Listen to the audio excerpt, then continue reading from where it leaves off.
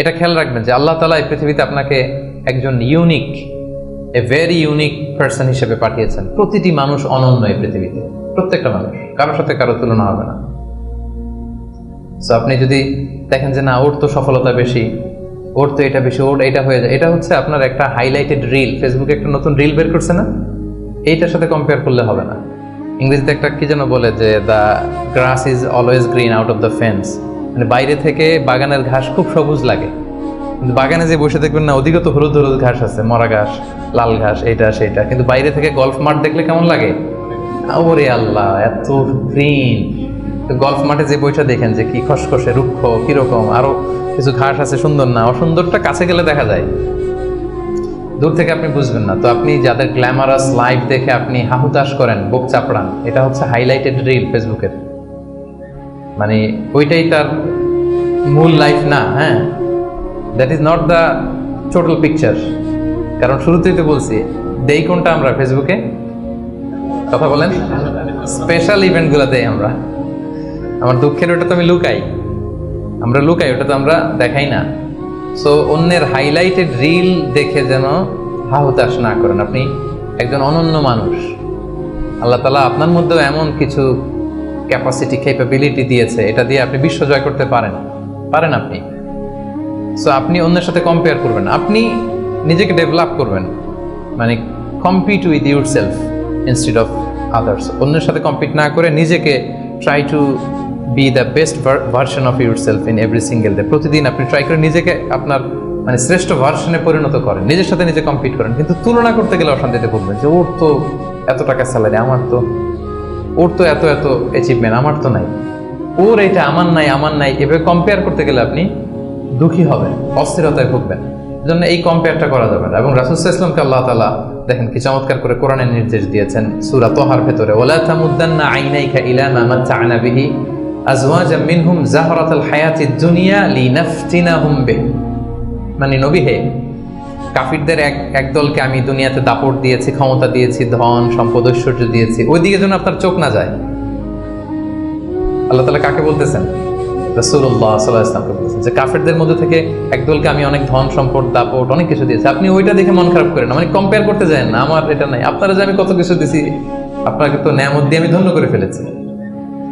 তো রাসূল সাল্লাল্লাহু আলাইহি ওয়াসাল্লামকে আল্লাহ তাআলা এই নির্দেশনা দিয়েছেন। আরেকটা আয়াত শোনাই, সূরাতুল গাফিরে বলছেন, সূরাতুল মুমিন যেটা, ফালা ইয়াগরুরকা তাকাল্লুবুহুম ফিল বিলাদ। নবী হে, কাফিররা এই দুনিয়াতে বড় বড় সফর করে, বিশাল ক্যারাভান নিয়ে যায়, অনেক লাভ করে নিয়ে আসে, এইটা সেটা, তাদের জীবনের এই চাকচিক্য দেখে, এটা দেখে যেন এটা যেন আপনাকে ধোঁকায় না ফেলে দেয়।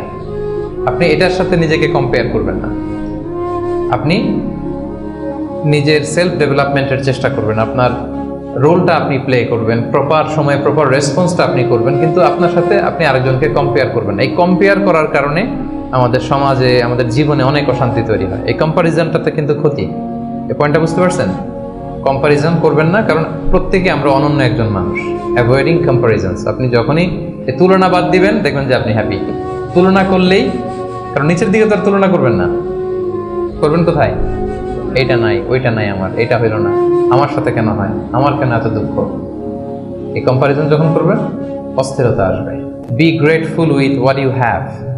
আপনার যা আছে এটা নিয়েই গ্রেটফুল থাকেন, কৃতজ্ঞ হন যেটা আছে। আমরা যেটা করি, আমার যেটা আছে এটা নিয়ে আমি তৃপ্ত না, আমি অন্যদের গুলো দেখে হাহুতাশ করি, কিন্তু আমার মাঝেই যে আনন্দ নেয়ার কত কিছু আছে, এটা আপনি একটু খেয়াল করে দেখেন না, একটু খেয়াল করে দেখেন। এবং আল্লাহ তাআলা বলছেন যে وَإِذْ تَأَذَّنَ رَبُّكُمْ لَئِنْ شَكَرْتُمْ لَأَزِيدَنَّكُمْ وَلَئِنْ كَفَرْتُمْ إِنَّ عَذَابِي لَشَدِيدٌ। যে তোমরা যদি শুকরিয়া করো আমি নিয়ামত বাড়িয়ে দেব, আর যদি কুফরি করো মানে অকৃতজ্ঞ হও, তাহলে আমার শাস্তির মুখোমুখি কিন্তু তোমাকে হতে হবে। তাহলে শুকরিয়া করলে আল্লাহ তাআলা বাড়িয়ে দেয়। তো এই জায়গাটাতে আমাদের বড় ঘাটতি, আমাদের যা আছে, what I have I'm not happy with that, এটা নিয়ে আমি সুখী না। মনে হয় যে ওইটাতে মনে হয় সুখ, ওই জায়গায় যেতে পারলে আমার জীবনটা একেবারে খুব আমি আনন্দিত হতাম।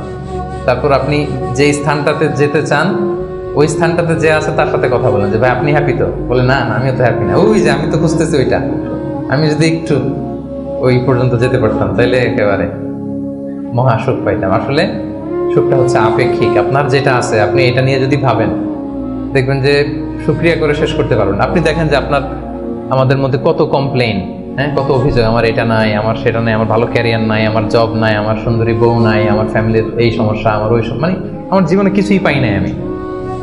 মানুষের মধ্যে যোগ বিয়োগ দিয়ে এরকম এটা থাকে। কিন্তু দেখেন আপনার চেয়ে খারাপ অবস্থানে যে আছে, আপনি একটু দেখেন কি অবস্থা। আল্লাহু আকবার। আপনি যদি ক্যান্সারে আক্রান্ত কোনো পেশেন্টের সাথে যে একটু দেখা করেন, তখন বুঝবেন আপনার কি আছে। 2-3 বার কেমোথেরাপি দেওয়া হয়েছে, চুলগুলো দাড়িগুলো পরে একটা ফ্যাকাশে চেহারা হয়ে গেছে। পরে যদি যে জিজ্ঞেস করেন ভাই তুমি কি চাও, বলবে আমি শুধু বাঁচতে চাই। কি চাই? আপনি কি চান? ক্যারিয়ার চান, টাকা চান, ফলোয়ার চান, দাপট চান, আপনার অনেক কিছু লাগবে। আমি এটা চাই, ওইটা চাই, ওইটা চাই। ও শুধু একটা জিনিস চাই। কি চাই সেটা? যদি কোনোভাবে সে বাঁচতে পারে, মানে ডক্টর এসে যদি বলে যে না আপনি তো রিকভারি করে ফেলছেন, সে যে কি মহা খুশি, মানে অশ্রু সিক্ত সেজদা দিয়ে সে জায়নামাজ ভিজায় ফেলবে। হায় রে তার কান্না, হায় রে তার শুকরিয়া। কি জন্য শুকরিয়াটা করতেছে? বেঁচে আছে। আপনি বেঁচে আছেন না? আমি বেঁচে আছি না? তো আমি বেঁচে আছি, এই বাঁচতে পারাটা তার কাছে স্বপ্ন। চিন্তা করছেন ব্যাপারটা? এই যে আমরা শ্বাস প্রশ্বাস নিচ্ছি, কি সুস্থ সুন্দর জীবন যাপন করতেছি, এই বেঁচে থাকতে পারাটা একজনের কাছে স্বপ্ন, মহা স্বপ্ন। সে শুধুই বাঁচতে চায়।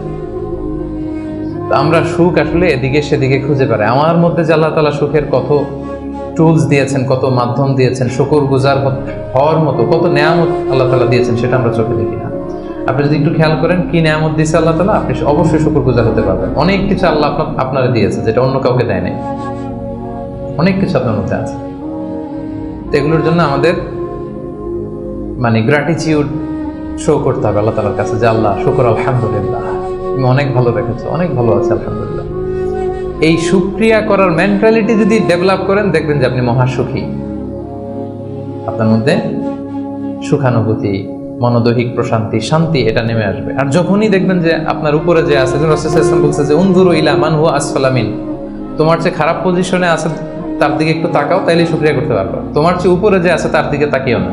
এটা এমন না যে আপনি নিজেকে ডেভেলপ করার চেষ্টা করবেন না, করবেন, কিন্তু আপনি ওর দিকে তাকায় আমার এটা হলো না, আমি পারলাম না, এটা আসবে। কিন্তু আপনি যদি নিচের দিকে তাকান, তাহলে বুঝবেন যে আল্লাহ তাআলা আপনাকে কত ভালো রেখেছে।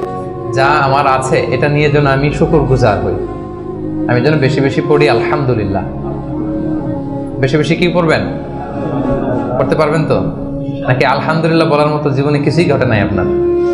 হ্যাঁ, এরকম কেউ আছেন যে না আমি কি নিয়ে আলহামদুলিল্লাহ বলি, আমার তো আলহামদুলিল্লাহ বলার মতো এরকম কিছুই খুঁজে পাচ্ছি না। এরকম কেউ আছেন? হ্যাঁ, না, আলহামদুলিল্লাহ বলার মতো অনেক কিছু আল্লাহ তাআলা দিয়েছে। খুঁজে দেখেন, সুখে থাকবার মতো, আলহামদুলিল্লাহ বলার মতো অনেক কিছু আমাদের জীবনে আছে প্রিয় ভাইয়েরা।